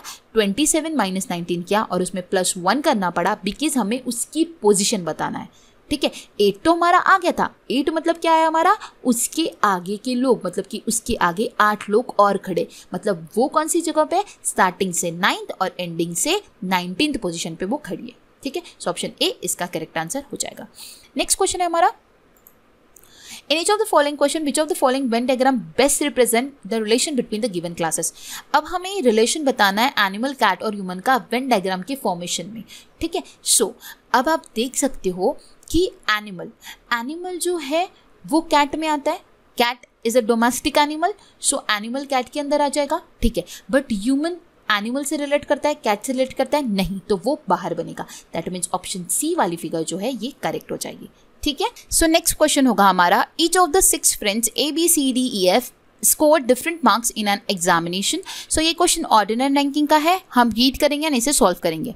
सबसे पहला स्टेटमेंट हमारा है C score more than only A and E. ये ओनली जो वर्ड होता है ना इसको आपको बहुत अच्छे से ध्यान में रखना है। क्या बोला है कि सी जो है वो सिर्फ और सिर्फ ए और ई से ही ज़्यादा है, मतलब कि सी के बाद जो है वो सिर्फ और सिर्फ ए और ई बैठ सकते हैं। बट हमें यहाँ पे 2 अरेंजमेंट बनानी पड़ेगी, जिसकी मैंने आप लोगों को अभी बताया था कुछ टाइम पहले कि जब भी आपको पॉसिबिलिटीज़ आती है तो आपको जितनी पॉसिबिलिटीज़ बनती है वो बनाना है, ना कि वहीं पे आपको काट पीट करना है। सो कभी ए बड़ा हो सकता है या फिर कभी ई बड़ा हो सकता है। तो हमने क्या कि 2 पॉसिबिलिटीज़ बना ली, मतलब ये तो डिसाइडेड है कि ये लास्ट 3 पोजीशन यही होगी, मतलब कि इसके पहले की 3 अभी हमें नहीं पता, ठीक है। इतना फिक्स हो गया। अब हम आगे बढ़ते हैं। नेक्स्ट स्टेटमेंट क्या है, D score less than only B. Again only word आया है, अगेन इंपॉर्टेंट है, तो आपको ध्यान में रखना है। क्या बोला है, डी जो है वो सिर्फ और सिर्फ बी से ही छोटा है। दैट मीन्स बी सबसे बड़ा हो गया, ये समझ आ गया, क्योंकि डी जो है वो सिर्फ और सिर्फ बी से ही छोटा है, तो ये अरेंजमेंट बैठ गई। अब दैट मीन्स जो बचा हुआ एफ है हमारा वो बीच में बैठ जाएगा, ठीक है। हमारी अरेंजमेंट रेडी है। अब आप कहोगे कि कौन सी अरेंजमेंट करें, तो आगे स्टेटमेंट आता है, जैसे कि मैंने आपको कहा था कि एक स्टेटमेंट एंड में आपको मिलेगा कि जो आपकी अरेंजमेंट को एक को गलत प्रूफ करेगा। सो वही नेक्स्ट स्टेटमेंट है, E did not score the list. E सबसे कम स्कोर नहीं करता है, दैट मीन्स ये अरेंजमेंट हो जाएगी क्रॉस और ये हो जाएगी करेक्ट। समझ आया। अब क्या बोला गया नेक्स्ट क्वेश्चन में कि the one who score the third highest mark score 81। जो थर्ड हाईएस्ट स्कोर है दैट इज एफ, वो 81 मार्क स्कोर करता है एंड ई स्कोर 62। ई जो है वो 62 स्कोर करता है। सो क्वेश्चन क्या पूछा है, which of the following could possibly be C score. C का स्कोर क्या होगा, 81 से छोटा और 62 से बड़ा, जो कि है ऑप्शन ए में 70 इसका करेक्ट आंसर हो जाएगा। ठीक है, बढ़ते हैं आगे। नेक्स्ट क्वेश्चन होगा हमारा, if plus means minus, minus means into and divide means plus and into means divide, then solve करना है। सो हमें क्या करना है, यहाँ पे इंटरचेंज करना है जो भी साइंस दिए उसको। सो इनटू की जगह पर क्या आ जाएगा, इनटू की जगह पर आ जाएगा डिवाइड, डिवाइड की जगह पर क्या आएगा, डिवाइड की जगह पे आ जाएगा प्लस, माइनस की जगह पे क्या आएगा, माइनस की जगह पे आएगा इनटू, एंड प्लस की जगह पे क्या आएगा, प्लस की जगह पे आएगा माइनस। इतना समझ आ गया। अब हम इसे सॉल्व करेंगे। अकॉर्डिंग टू बॉडमास रूल सबसे पहले जो किया जाता है वो होता है डिवीजन। ठीक है, इस स्टेटमेंट की बात की जा रही हूँ मैं। ठीक है, अगर ब्रैकेट्स होते हैं तो सबसे पहले ब्रैकेट्स होता है देन डिवीजन होता है, बट यहाँ पे ब्रैकेट्स नहीं है, डिवीजन है, तो सबसे पहले division then multiplication then plus and minus. Okay, so सबसे पहले डिवीजन होगा 20 divide by 5 is what 4 plus 3 into 2 6 minus 3, 4 plus 6 10 minus 3, 10 minus 3 7, option B इसका करेक्ट आंसर हो जाएगा। ठीक है, समझ आया। आपको ये बात ध्यान में रखनी है, बहुत से लोग इसमें ये मिस्टेक करते हैं, इसका आंसर आप रॉन्ग भी निकाल सकते हो अगर आप बॉडमास रूल से सॉल्व नहीं करोगे। ठीक है, स्टेटमेंट में कभी भी, अभी तो यहाँ पे डिवीजन पहले ही गिवन था, अगर यहाँ पे पहले गिवन नहीं होता प्लस माइनस होता, लोग जिस स्टेट में सेंटेंस है उसी को उसी वे से सॉल्व कर लेते हैं गड़बड़ी में, तो उस तरह नहीं करना है। सबसे पहले division then multiplication then plus then minus. Okay, so option B इसका करेक्ट आंसर हो जाएगा। नेक्स्ट क्वेश्चन है हमारा, 7 friends are sitting in a straight line facing north. अभी हमें 7 फ्रेंड्स गिवन है, नॉर्थ फेसिंग है, लाइन में बैठे हुए। सो हम सॉल्व करते हैं। D is between A and B, D जो है वो ए और बी के बीच में। अब अगेन हमें नहीं पता है, बी इधर भी आ सकता है और ए इधर भी आ सकता है, तो हम दो कंडीशंस बना लेंगे। बना ली। अब C is to the immediate left of E, C जो है वो ई के इमीडिएट लेफ्ट में। ठीक है, C is to the immediate left of E, मतलब कि ऐसा हम लिखकर रख देंगे कि ई के लेफ्ट में जो है वो सी आएगा। F is at the corner, मतलब कि एफ जो है वो वन ऑफ द कॉर्नर में है। सो आपको अब ये करना है कि 7 फ्रेंड्स बना लेंगे, 1 2 3 4 5 6 7, 1 2 3 4 5 6 7। एक बार एफ को राइट में रखेंगे, एक बार एफ को लेफ्ट में रखेंगे, ये ध्यान में रखना है, क्योंकि क्या बोला है, F is at the corner. अब हमें नहीं पता तो हम एक बार राइट कॉर्नर में रख देंगे और एक बार लेफ्ट कॉर्नर में रख देंगे। ठीक है, इतना हो गया। अब आगे बढ़ते हैं। 2 person are sitting between G and B, G और बी के बीच में 2 लोग बैठे हुए हैं, तो ये भी हम कंडीशन बना लेंगे। लाइन से जो जो कंडीशंस मिलती है वो बना लेना है एंड आफ्टर दैट एंड में उसको कंपाइल करना है। ठीक है, so 2 person are between G and B. अब आगे बढ़ते हैं। नेक्स्ट क्या बोला है, C is to the immediate right of B, मतलब ये जो B है हमने जो बनाया, इसके इमीडिएट राइट में क्या होगा, C होगा। क्या होगा, C होगा। F is sitting adjacent to A, अब हमें एक कंडीशन मिली जो हम ये इसमें फाइनल में लगा सकते हैं कि A जो है वो F के एडजेसेंट में। ठीक है, अब उसी से कनेक्टेड मैंने एक स्टेटमेंट बताया था आप लोगों को सबसे पहला कि D जो है वो A और B के बीच में है, तो हम इससे A और B के बीच में D को बना देंगे, A और B के बीच में D को बना देंगे। इतना हो गया। फिर B के, अभी हमने कुछ टाइम पहले पढ़ा कि C is to the immediate right of B, B के इमीडिएट राइट में क्या है, C है, लेकिन यहाँ पे इस इमीडिएट राइट के लिए कोई भी प्लेस नहीं बचती, इसलिए ये अरेंजमेंट क्या हो जाती है हमारी, गलत। क्या हो जाती है, गलत। ठीक है, अब हम आगे बढ़ते हैं। आगे एक और सेट में हमने लिख के रखा था कि C is to the immediate right of B। ठीक है, और सबसे पहले मैंने आपको बताया था कि C is immediate left of E, C जो है वो E के इमीडिएट लेफ्ट में, मतलब कि E यहाँ पे हो जाएगा। ठीक है, एंड लास्ट बचा हुआ जो है वो है हमारा G। तो हमारा सेंटेंस अभी क्या कहता है कि who is sitting between C and G, C और G के बीच में कौन बैठा है, तो वो है E, ऑप्शन बी इसका करेक्ट आंसर हो जाएगा। जब भी सेटिंग अरेंजमेंट करते हो, जितनी भी कंडीशंस बनती है, पहली बात तो उतनी कंडीशंस बनानी है। जो जो स्टेटमेंट्स है आप जिस तरह से उसको नोट करके रख सकते हो उस तरह आपको उसको नोट करके रखना है। जैसे अरेंजमेंट फिर बननी स्टार्ट होती है तो उसे फिर कंबाइन करना है और अरेंजमेंट को प्रॉपर तरीके से फॉर्म करना है। ठीक है, अगर आप पॉसिबिलिटीज़ बनाओगे तो आपकी जो अरेंजमेंट है वो बहुत जल्दी सॉल्व होगी। ठीक है, सो ऑप्शन बी इसका करेक्ट आंसर होगा। बढ़ते आगे, नेक्स्ट क्वेश्चन है हमारा स्टेटमेंट एंड कंक्लूजन, मतलब कि सिलोजिज्म रिलेटेड क्वेश्चन है। सबसे पहला स्टेटमेंट है, इसका हम फिगर बना लेंगे। ऑल कार आर ट्रक, सारी की सारी कार जो है वो क्या है, ट्रक है। सम बस आर कार, कुछ बस जो है वो कार है। ठीक है, हमारी फिगर रेडी है। अब हमें कंक्लूजन्स को देखना है। सबसे पहला कंक्लूजन क्या है, कंक्लूजन में हमको ये देखना होगा कि हमें जो फिगर में नज़र आता है उसको हम राइट मार्क करेंगे, जो नज़र नहीं आता है उसे हम रॉन्ग मार्क करेंगे। सिंपल टेक्निक अप्लाई करना है सिलोजिज्म में, तो ईजिली आंसर कर पाओगे। सबसे पहला स्टेटमेंट है ऑल कार आर बस। ऑल कार आर बस, फिगर में नजर आ रहा है क्या पूरी की पूरी कार बस है, नहीं नजर आ रही है, दैट मीन्स पहला स्टेटमेंट क्या हो गया, गलत। सेकेंड स्टेटमेंट है सम बस आर ट्रक, कुछ बस और ट्रक नजर आ रही है, यस ये जो पोर्शन है ये कुछ और बस और ट्रक का है, इसलिए ये करेक्ट हो जाएगा। लास्ट स्टेटमेंट है ऑल ट्रक आर बस। ठीक है, लास्ट कंक्लूजन में क्या बोला है कि ऑल ट्रक आर बस, पूरी की पूरी ट्रक क्या है, बस है। नजर आ रहा है क्या, नहीं, ट्रक और बस का रिलेशन सिर्फ और सिर्फ सम वाला है, इसलिए ये भी गलत हो जाएगा। इसलिए इस क्वेश्चन का करेक्ट आंसर क्या हो जाएगा, only 2 conclusion follow, option B इसका करेक्ट आंसर हो जाएगा। नेक्स्ट क्वेश्चन है, हमें यहाँ पर जो है वो नेक्स्ट नंबर पता करना है। Select the option that is related to third number in the same way as the second number is related to first number. जैसे कि फर्स्ट नंबर रिलेट करता है सेकंड नंबर से, उसी तरह हमें थर्ड नंबर बताना है कि यहाँ पे थर्ड नंबर से फोर्थ नंबर क्या आने वाला है। अगर आपको स्क्वायर्स क्यूब्स अगर याद होंगे, आप लोगों को एटलीस्ट स्क्वायर्स जो है वो 30 तक आने चाहिए एंड क्यूब्स जो है वो आप लोगों को एटलीस्ट 10 तक आने चाहिए, एटलीस्ट। ठीक है, अगर आप इससे ज़्यादा याद करना चाहते हो, आप लोगों को टेक्निक्स जाननी है, अगेन आप लोगों को मैथ्स की मैराथन फॉलो कर सकते हो। उसमें मैंने how to calculate square cube और कुछ याद करने की टेक्निक, मतलब 60 तक स्क्वायर्स को कैसे याद रखना है, ये सारी टेक्निक्स मैंने मैथ्स की मैराथन में बताई है। आप लोग जिस भी टॉपिक पे देखना चाहते हो उसका लिंक आपको डिस्क्रिप्शन बॉक्स में टाइमिंग मेंशन है, उस टाइमिंग पे अगर आप क्लिक करोगे तो आपको उसी टाइमिंग पे आकर आप जो पर्टिकुलर देखना चाहते हो वो आप देख सकते हो। ठीक है, सो उसमें मैंने आप किस तरह 60 तक 100 तक स्क्वायर्स किस तरह याद रख सकते हो वो टेक्निक बताइए। अगर आप चाहते हो कि आपको याद करना है तो आप वो टेक्निक सीख सकते हो। ठीक है, सो सबसे पहले अगर आप 252 को, जिसको याद होगा स्क्वायर, उनके लिए ये इजी क्वेश्चन होगा, क्योंकि 6 का जो क्यूब होता है वो होता है 216, बट ये उससे भी बड़ा नंबर है। ठीक है, ये उससे भी बड़ा नंबर है, तो आपको ये लॉजिक लगाना है कि अगर 6 के क्यूब में अगर आप कुछ नंबर अगर 252 माइनस अगर 216 करते हो तो काफ़ी बड़ा नंबर आएगा।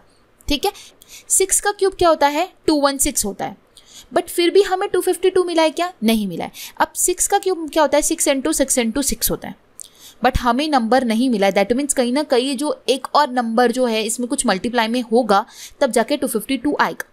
तो आप 6 × 6 अगर 7 करते हो, अगर 6 × 6 7 करते हो तो आपको 252 मिलने के चांसेस है। 6 × 6 कितना होता है, 36, एंड 36 × 7 कितना होता है, 36 × 7 होगा 252। दैट मीन्स क्या हो रहा है ना कि यहाँ पे 6 × 6 तो हुआ ही, बट उसके आगे वाला एक नंबर उसमें ऐड करके मल्टीप्लिकेशन हुआ। अब मैंने आप लोगों को इसलिए कहा कि आपको क्यूब्स पता होने इंपॉर्टेंट है, क्योंकि आप उससे नियरेस्ट नंबर पता कर सकते हो, आप लॉजिक को बिल्ड कर सकते हो कि 252 या 216 के पास का है, बट फिर भी हमें नंबर नहीं मिला है, तो हम कुछ उसमें वेरिएशंस करते हैं। ठीक है, सो अगर आपको स्क्वायर्स और क्यूब्स याद है तो आप उसके लॉजिक को बिल्ड करके आप फर्दर और लॉजिक लगा सकते हो। ठीक है, इसलिए मैंने कहा। सो 5 का जो क्यूब आता है वो 125 आता है। ठीक है, बट हमें क्यूब से मतलब है क्या, नहीं, हमें क्या मतलब है, 5 × 5 कितना होता है, 25 होता है, इनटू क्या करेंगे हम 6 करेंगे, सो 25 6 कितना होता है, 150 होता है। इसलिए इसका करेक्ट आंसर क्या हो जाएगा, ऑप्शन सी। समझ आया। ठीक है, क्यूब्स और स्क्वायर्स को याद करने का फ़ायदा ये होता है कि वो हमें नंबर सीरीज़ में काम में आते हैं। वो हमें जो कुछ क्वेश्चंस ऐसे होते हैं जिस क्वेश्चन में अगर लॉजिक बिल्ड करना है तो हम नियरेस्ट नंबर किस तरह मल्टीप्लिकेशन करें, किस तरह डिवीजन करें, किस तरह नंबर जो है वो आ रहे हैं वो हमें समझ आता है। ठीक है, तो इसलिए हमें टेबल्स याद होने चाहिए, स्क्वायर्स याद होने चाहिए, क्यूब्स याद होने चाहिए, ताकि हम नंबर्स में कुछ वेरिएशंस जो है वो उसके अकॉर्डिंगली कर सकें। ठीक है, नेक्स्ट क्वेश्चन है हमारा इनइक्वालिटी रिलेटेड। हमें स्टेटमेंट दिया, हमें कंक्लूजन दिया, अब हमें कॉमा दिया, इसको हम कंबाइन स्टेटमेंट बनाएंगे। कैसे बनाएंगे, इसको ज्वाइन कर देंगे। C इज ग्रेटर देन और इक्वल टू D, फिर D इज लेस देन और equal to F, F is greater than G, and G is less than H, इसको हमने कंबाइन कर दिया, कॉमास को हटा दिया। अब कंक्लूजन पूछा है सबसे पहला, C is greater then F, C is greater then F, ये पॉसिबल है क्या? नहीं। जब भी दो सब्जेक्ट और प्रेडिकेट के बीच में अपोजिट साइंस आती है तब कुछ भी डेफिनेट आप बात नहीं कर सकते। और यहाँ पे डेफिनेट रिलेशन बताया हुआ है कि C is greater then F, तो ये पॉसिबल नहीं है क्योंकि इन दोनों के बीच में दोनों साइंस आ गए, ग्रेटर देन और लेस देन भी, डेफिनेट नहीं आया है, इसलिए गलत हो जाएगा। ठीक है। सेकेंड है H is greater then F, H is greater then F, again same चीज हुई है कि H और F के बीच में दो सिंबल्स आ गए, डेफिनेट नहीं आया हुआ है। जब भी ग्रेटर देन और स्मॉलर देन दोनों सिंबल एट प्रेजेंट आपको एट अ टाइम वहां पे नजर आएंगे तो वो स्टेटमेंट आपको गलत मार्क कर देना है। ठीक है, सो सेकेंड भी गलत हो गया। लास्ट है G is less then D, G is less then D, same चीज फॉलो हो रही है, अगेन तीनों सिंबल्स प्रेजेंट है, दैट मीन्स ऑल जो कंक्लूजन है सारे के सारे गलत है, नन फॉलो इसका करेक्ट आंसर हो जाएगा, ऑप्शन ई जो है वो करेक्ट आंसर होगा। ठीक है, नेक्स्ट क्वेश्चन है हमारा, हमें नंबर सीरीज दी हुई है। ठीक है, अब हमें इसे क्वेश्चन के फॉर्म क्वेश्चन दिया हुआ है और हमें इसका आंसर करना होगा। If 2 are added to the first digit of the each number, हर डिजिट के नंबर में हमें 2 ऐड करते हैं अगर पहले डिजिट में, and first digit is interchange with the last digit, then which of the following number is a perfect square. So सबसे पहले क्या करना होगा, हमें पहले डिजिट में 2 को ऐड करना होगा। तो क्या हो जाएगा, यहाँ पे 7 हो जाएगा 776, यहाँ हो जाएगा 843, यहाँ पे हो जाएगा 483, यहाँ पे हो जाएगा 1096, यहाँ पे हो जाएगा 982। समझ आया? अब क्या बोला है, अब इंटरचेंज करना है, किसको इंटरचेंज करना है, हमें फर्स्ट डिजिट को इंटरचेंज करना है लास्ट के साथ। ठीक है, सो पहला क्या हो गया 676। ठीक है, हमने जब इसको इंटरचेंज किया तो क्या हो जाएगा 677, सेकेंड हो जाएगा 348, थर्ड हो जाएगा 384, देन हो जाएगा 6910, देन हो जाएगा 289। समझ आया? अब इनमें से कौन परफेक्ट स्क्वायर है, इनमें से जो परफेक्ट स्क्वायर है 289, ये जो है ये 17 का स्क्वायर है 289। समझ आया? तो ये है 289 का स्क्वायर, बट ये 289 किससे फॉर्म्ड हुआ है, 782 से फॉर्म्ड हुआ है, इसलिए आंसर क्या हो जाएगा, ऑप्शन ई 782। नेक्स्ट क्वेश्चन है हमारा, व्हाट नेक्स्ट फिगर क्या होगी ये हमें बताना है। तो सबसे पहले ए को अगर आप ऑब्जर्व करते हो तो यहाँ पे ट्राइंगल है, देन उसके बाद जो है स्क्वायर है, देन एंगल है एंड देन सर्कल है। ठीक है, तो ये जो है आप ये देख सकते हो, नेक्स्ट फिगर में क्या हुआ, सर्कल आ गया, देन नीचे ट्रायंगल आया, देन स्क्वायर आया, देन एंगल आया, देन और मूव ऑन हुआ। इसका मतलब क्या हुआ, ये समझ आया कि ये एंटी क्लॉकवाइज जो है फिगर्स आगे आगे बढ़ती जा रही है। ठीक है, ट्रायंगल पहले एक कॉर्नर में था, फिर वो नीचे वाले कॉर्नर में आया, फिर वो थर्ड कॉर्नर में आया, तो अब वो कहाँ पर आएगा, ये वाले कॉर्नर में। ठीक है, फिर उसके बाद क्या आ जाएगा, उसके बाद आएगा स्क्वायर, उसके बाद आएगा एंगल, देन आएगा सर्कल। सो ऑप्शन 2 में ये गिवन है। ठीक है, ये एंटी क्लॉकवाइज मूव कर रही थी फिगर्स। ठीक है, अगर आप ट्रायंगल को ही सिर्फ देखते हो तो ट्रायंगल की पोजीशन जो है वो मूव हो रही है, उसके साथ जो उसके पीछे पीछे जो फिगर्स है वो उसके पीछे पीछे आ रही है। ठीक है, सो ऑप्शन 2 इसका करेक्ट आंसर हो जाएगा। नेक्स्ट क्वेश्चन है, सो सबसे पहले है AZGTMN क्वेश्चन मार्क YB, और हमें बताना है यहाँ पे इनके बीच का रिलेशन पता करना है। व्हाट नेक्स्ट, मतलब कि नेक्स्ट क्या आएगा ये भी हमें बताना है। सो यहाँ पे क्या है आप देख सकते हो, AZGTMN एंड YB ये सारे अपोजिट पेयर्स है। ठीक है, सो आपको अपोजिट्स ध्यान में रखना बहुत इंपॉर्टेंट है। AZBYCXDWEVFUGTHSIRJQKPLOMN ये अपोजिट होते हैं। ठीक है, मतलब ए के अपोजिट में Z। सो ये अपोजिट दिया हुआ है। अब आप देख सकते हो ए के बाद जो G आया है, मतलब ए का जो पोजिशनल वैल्यू है 1 है, G का कितना है 7 है। ठीक है, मतलब कि बीच में 6 छोड़ के 7 आया है। फिर 7 के बाद M का जो पोजिशनल वैल्यू वो 13 है, तो अगेन जो डिफरेंस आया वो 6 का आया हुआ है। तो अगेन अगर 6 का डिफरेंस आएगा तो नेक्स्ट जो आएगा वो 19th आएगा, और 19th किसका पोजिशनल वैल्यू है, S का है, और S का अपोजिट क्या होता है, HS। इसलिए इस क्वेश्चन का करेक्ट आंसर हो जाएगा ऑप्शन C। तो यहाँ पे 2 चीज़ें, ये क्वेश्चन को अटेम्प्ट करने के लिए 2 चीज़ें लगेगी, first positional value and second opposites पता होना। ठीक है, सो ये दोनों चीज़ अगर आप ध्यान में रखते हो तो इस क्वेश्चन का आंसर आप इजीली कर पाओगे। ठीक है, सबसे पहले अपोजिट वाला लॉजिक था, अपोजिट थे। ठीक है, एंड फिर और भी लॉजिक आप बिल्ड कर सकते हो अगर आप करना चाहते हो तो, बट ये ईजी है अगर आपको ये दोनों चीज़ें पता है तो। ठीक है, अपोजिट गिवन थे एंड A और G जो था वो उसमें डिफरेंस जो आ रहा था वो 6 का, मतलब कि 6 के डिफरेंस से लेटर्स जो है वो आगे आ रहे थे, ठीक है। सो एच एस इसका करेक्ट आंसर हो जाएगा। नेक्स्ट क्वेश्चन है हमारा, D is the brother of B, मतलब कि ब्लड रिलेशन रिलेटेड क्वेश्चन है। D is the brother of B, M is the brother of B, M B brother है B का, K is the father of M, K is the father of M, T is the wife of K, T is the wife of के, how is B related to T, B का relation क्या है। हम बता सकते क्या, नहीं इधर सन या फिर डॉटर, क्योंकि हमने जितना स्टेटमेंट सॉल्व किया उसमें हमें डिफाइन नहीं हुआ बी का रिलेशन, और जब भी डिफाइन नहीं होता है तो हम आंसर क्या मार्क करेंगे, इधर और में, तो सन और डॉटर इसका करेक्ट आंसर हो जाएगा। ऑप्शन सी जो है वो करेक्ट आंसर होगा।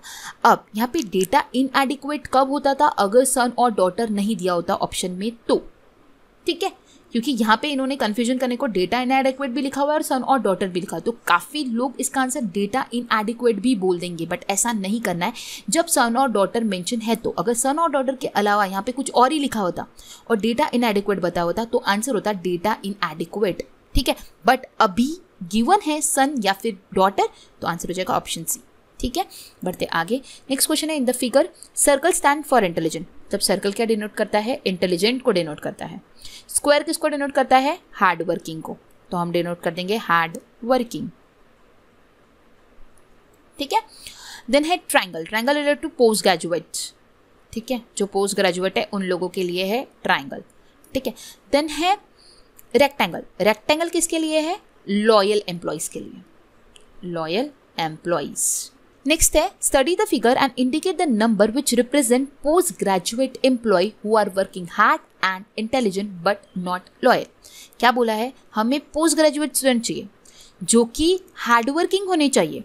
क्या होने चाहिए, हार्ड वर्किंग, मतलब कि ट्राइंगल का रिलेशन स्क्वायर से होना, किससे होना चाहिए, हमारे स्क्वायर से होना चाहिए, एंड इंटेलिजेंट भी होना चाहिए, मतलब भी वो सर्कल में भी आना चाहिए उसका रिलेशन, लेकिन लॉयल नहीं होना चाहिए, मतलब कि उसमें रेक्टेंगल का पोर्शन नहीं आना चाहिए। ये समझ आया, ये ध्यान में रखना है। पोस्ट ग्रेजुएट होना चाहिए, मतलब कि ट्राइंगल का पोर्शन आया, बट उसमें हार्ड वर्किंग होने चाहिए, इंटेलिजेंट होने चाहिए, लेकिन लॉयल नहीं चाहिए, मतलब कि जो रेक्टेंगल वाला पोर्शन है वो आपको हटाना पड़ेगा, ठीक है। अब आप इसमें देख सकते हो कि 11 उसका करेक्ट आंसर होगा, क्योंकि 11 पोस्ट ग्रेजुएट्स में आ रहा है, वो हार्डवर्किंग स्क्वायर में भी आ रहा है, वो जो है वो इंटेलिजेंट में भी आ रहा है क्योंकि वो सर्कल में आ रहा है, लेकिन वो लॉयल के रेक्टेंगल में नहीं आ रहा है, इसलिए इसका करेक्ट आंसर हो जाएगा 11 ऑप्शन बी। समझ आया। 10 इसलिए नहीं होगा क्योंकि 10 जो है वो फिर इंटेलिजेंट नहीं बन रहा है, क्योंकि वो सर्कल में नहीं आ रहा है। रेक्टेंगल का तो पार्ट है ही नहीं 10, लेकिन वो इंटेलिजेंट का भी पार्ट नहीं है। हमें रेक्टेंगल का पार्ट नहीं होना, लेकिन हमें इंटेलिजेंट का पार्ट चाहिए, इसलिए 11 इसका करेक्ट आंसर होगा। इस टाइप के क्वेश्चन में आप लोगों का कॉन्सेंट्रेशन बहुत मैटर करता है, ठीक है। आप इजीली सॉल्व करोगे, सिंपल सा क्वेश्चन है। नेक्स्ट क्वेश्चन है, for the given set of employ keyboard function keys letter keys which figure given below will best represent the relationship among these three elements। Again हमें Venn diagram related question है, relation बताना है between keyboard function keys and later keys. अब आपको ये पता होगा कि ये कीबोर्ड होता है एंड इसके अंदर फंक्शन कीज भी होती है एंड इसमें लेटर कीज भी होती है, तो रिलेशन क्या हो जाएगा, कीबोर्ड के अंदर function keys and later keys. So option 2 इसका करेक्ट आंसर हो जाएगा। नेक्स्ट क्वेश्चन है हमारा, stomach related to food. Stomach related to food मतलब कि स्टमक में हम क्या डालते हैं, फूड को डालते हैं, खाना खाते हैं, तो कार में हम क्या इंसर्ट करते हैं, फ्यूएल। सो ऑप्शन ए इसका करेक्ट आंसर हो जाएगा, ठीक है। नेक्स्ट क्वेश्चन है, find out the odd word from the given alternatives. हमें ऑड वर्ड को पता करना है। Highlighter, pen, paper, marker. Highlighter it is a type of pen, pen भी पेन ही होता है, पेन भी एक टाइप होता है, एंड मार्कर ये भी एक पेन का टाइप होता है, ठीक है। बट पेपर जो है वो कोई पेन का टाइप नहीं है। पेपर जो है एक मटेरियल जो कि थिंक शीट से बनता है जिस पे हम लिखते हैं, ठीक है। बट बाकी सारे जो है जिसको अपन पेपर पे लिखते हैं, तो इसलिए पेपर ऑड वन आउट हो जाएगा। ऑप्शन सी इसका करेक्ट आंसर हो जाएगा। नेक्स्ट क्वेश्चन है, व्हाट नेक्स्ट। नेक्स्ट क्या आएगा जहाँ पे क्वेश्चन मार्क है। सो आप देख सकते हो कि ये जो है ना, यहाँ पे सारी स्लाइंटिंग लाइन्स बन रही है कुछ इस तरह, ठीक है। स्लाइंटिंग लाइन्स बनती है, लेकिन उनका ऑर्डर जो है वो आपको देखना बहुत ज़रूरी है। अगर आप ऑप्शन फिगर 2 में देखते हो तो फिगर 2 में जो है वो क्रॉस में बताया हुआ है, ठीक है, कुछ इस तरह बताया हुआ है, तो वो कट हो जाएगा, ठीक है। एंड उसी तरह ऑप्शन 4 भी कट हो जाएगा, तो आंसर होगा बिटवीन 1 और 3, क्योंकि हमारी लाइन्स कुछ इस तरह आड़ी आड़ी बन रही है जो कि 1 और 3 में, ठीक है। लेकिन अब हमें हमारे जो अंदर के बॉक्सेस है उसको देखना होगा। ठीक है, अगर आप सबसे पहले देखते हो तो सबसे पहला बॉक्स जो है वो इस कॉर्नर से बना, इस कॉर्नर से लाइन आई। ठीक है, उसके बाद वो जो लाइन है वो इस कॉर्नर में शिफ्ट हुई। ठीक है, उसके बाद वो इस कॉर्नर में शिफ्ट हुई, तो अब लास्ट टाइम क्या आएगा उसका, वो ये वाले कॉर्नर में जो है वो जाएगी। समझ आया? मतलब ऊपर के जो दो है वो अपोजिट में, समझ आ रहा है आप लोगों को? इस साइड लाइन आया तो फिर इस साइड लाइन आया, तो अभी अगर मैंने इस साइड लाइन किया है तो ये कौन सा साइड आएगा, इस साइड। ऊपर के दो बॉक्सेस का अंदर का अगर आप लाइन देखते हो तो उसका जो लाइन है वो ऊपर के दो लाइंस में, पहला लाइन अगर मैंने इस कॉर्नर से लिया तो उसने सेकेंड वाले ने इस कॉर्नर से ले लिया, बट नीचे वाले को अगर आप देखते हो तो उसका अगर एक लाइन इस कॉर्नर से हुआ है तो डेफिनेटली आने वाला नेक्स्ट लाइन जो है तो वो ये वाले कॉर्नर से होगा। ठीक है, जो कि ऑप्शन ए में गिवन है, 1 में गिवन है, और 3 में तो सेम ही दिया हुआ है। 3 में तो वो अंदर का जो लाइनिंग है वो सेम ही दिया हुआ है, इसलिए क्या हो जाएगा, गलत। ऑप्शन 1 इसका करेक्ट आंसर हो जाएगा। नेक्स्ट क्वेश्चन है, नेक्स्ट क्वेश्चन जो है वो कुछ सिटिंग अरेंजमेंट बेस्ड क्वेश्चन है। 5 boys are sitting in a row, A is on the right of B, B के राइट में जो है वो ए है। ठीक है, E is on the left of B, E जो है वो लेफ्ट है, but to the right of C, मतलब सी के राइट में है। If A is on the left of D, अगर ए जो है वो डी के लेफ्ट में है, who is sitting in the middle, middle में क्या आ जाएगा, बी आ जाएगा। ऑप्शन बी इसका करेक्ट आंसर हो जाएगा। समझ आया? बहुत ही सिंपल सा क्वेश्चन था। ठीक है, ऑप्शन बी इसका करेक्ट आंसर हो जाएगा। नेक्स्ट क्वेश्चन है, कोड बताना है हमें स्काई का। ठीक है, सो 2 स्टेटमेंट्स गिवन है, हमें ये बताना है कि कौन से स्टेटमेंट से हम स्काई का कोड जो है वो पता कर सकते हैं। सबसे पहला कोड है हमारा स्काई इज क्लियर, जहाँ पे कोड है डी राफा, एंड मेक इट क्लियर में है डी गा जो। अब स्काई का कोड अगर आप देख सकते हो तो आप इंडिविजुअल 1 से निकाल सकते हो क्या, नहीं। इंडिविजुअल 2 से निकाल सकते हो क्या, नहीं। लेकिन दोनों को मिक्स करते हैं तो आप क्लियर का कोड पता कर सकते हो, बट स्काई का आप कोड नहीं पता कर सकते। दैट मीन्स इसका करेक्ट आंसर हो जाएगा नीदर 1 और 2 is sufficient to answer the question. So option D जो है इसका करेक्ट आंसर हो जाएगा।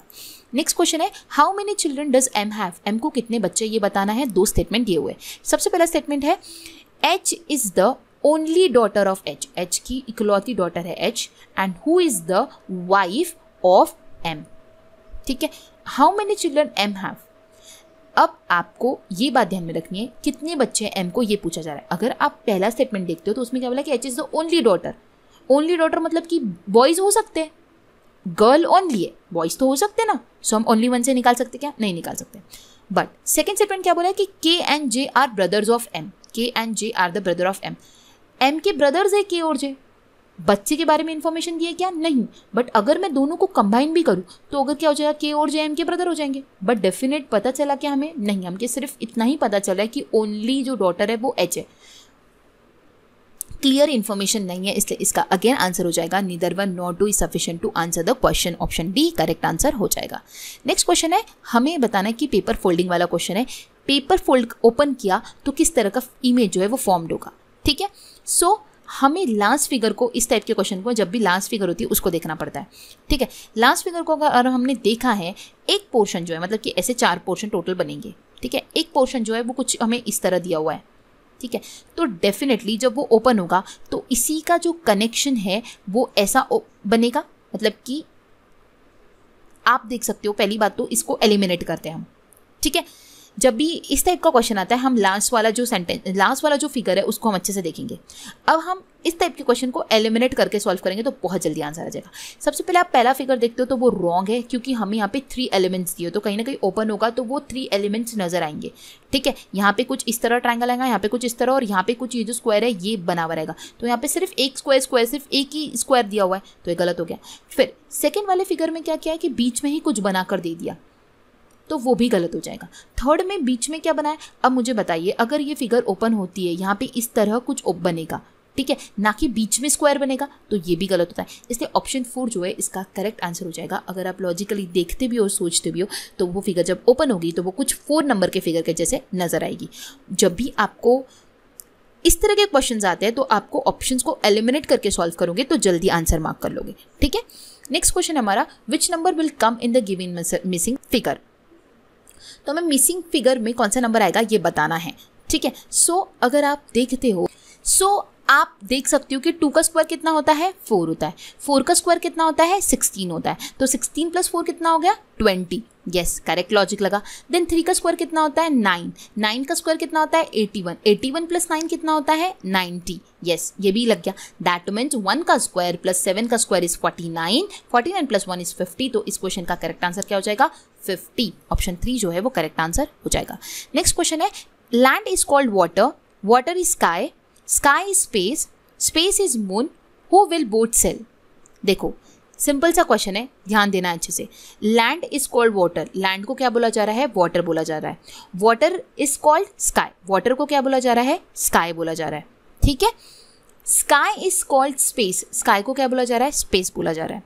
Space is called moon, space को क्या बोला जा रहा है मून।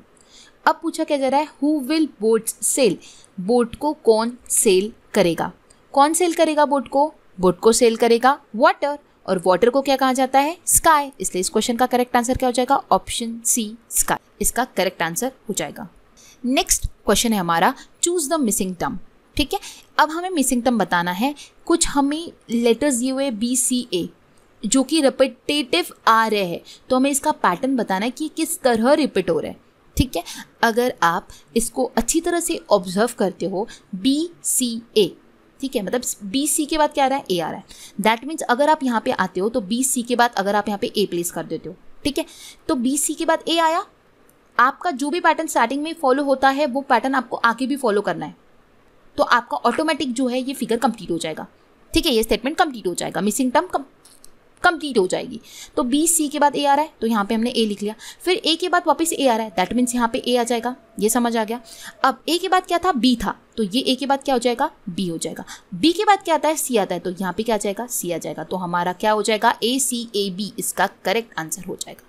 समझ आया, आपको स्टार्टिंग में जाना है कैसे पैटर्न फॉलो हो रहा है, BC के बाद A आ रहा है, तो बाद में जाना जब भी BC आ रहा है उसके बाद A आएगा, फिर उस A के बाद A आ रहा था तो हमने A लिख दिया, फिर A के बाद B आ रहा था तो A के बाद B लिख दिया, फिर B के बाद C आ रहा तो C लिख दिया, और हमारा जो पैटर्न जो फिल्ड हुआ वो ACAB, ठीक है। सो ऑप्शन A इसका करेक्ट आंसर हो जाएगा। लास्ट क्वेश्चन है आज की सीरीज का, find the missing number from the below option. हमें क्या बताना है अभी यहाँ पे जो पे मिसिंग नंबर है ये कैसा आया ये हमें बताना है, ठीक है। सो 88 है, उसके बाद 7 है, फिर 39 है, ठीक है, 81, 8, 17, 42 क्वेश्चन मार्क, ठीक है। सो इसका जो लॉजिक है वो ये है, तो लॉजिक जो है बहुत सिंपल सा है। 88 है, 88 के बाद आपको 7 का स्क्वायर करना है, 7 का स्क्वायर कितना होता है 49, 88 माइनस 49 करते हो तो आंसर आता है 39। देन है 81, 81 माइनस 8 का स्क्वायर, 8 का स्क्वायर कितना होता है 64, 81 माइनस 64 कितना हो जाएगा 17। उसी तरह 40 माइनस 2 का स्क्वायर कितना होता है 4, 40 माइनस 4 इज 36, इसलिए इसका करेक्ट आंसर हो जाएगा ऑप्शन डी 36। तो ये थे हमारे 30 + 30 60 क्वेश्चंस आपकी NHPC की एग्ज़ाम के लिए आपका वेरी फर्स्ट सेशन है। ऐसे आपको आपके एग्जामिनेशन तक काफ़ी सारे सेशंस देखने मिलेंगे। आप जिस टाइप के सेशंस चाहते हो, जो भी आपकी रिक्वायरमेंट है, आप कमेंट बॉक्स में कमेंट कर सकते हो, टेलीग्राम पे भी हमसे आके जुड़ सकते हो, वहाँ से हम में इंटरैक्ट कर सकते हो, एंड इंस्टाग्राम पे भी आप हमसे बात कर सकते हो। आपकी जो भी रिक्वायरमेंट होगी उसके अकॉर्डिंगली आपको सेशंस जो है वो प्रोवाइड किए जाएंगे। जैसे कि आप लोगों को मैंने रिकमेंड किया है कि मैंने जो ई बुक लॉन्च किया है आप लोगों के लिए, जिसके अंदर काफ़ी सारी इन्फॉर्मेशन है नॉन टेक्निकल बेस्ड, अगर आपको वो परचेज़ करना चाहते हो तो आप कोचिफाई के एप्लीकेशन में जाके उसे परचेज कर सकते हो, जिसका लिंक मैंने डिस्क्रिप्शन बॉक्स में आप लोगों के लिए प्रोवाइड कर दिया है।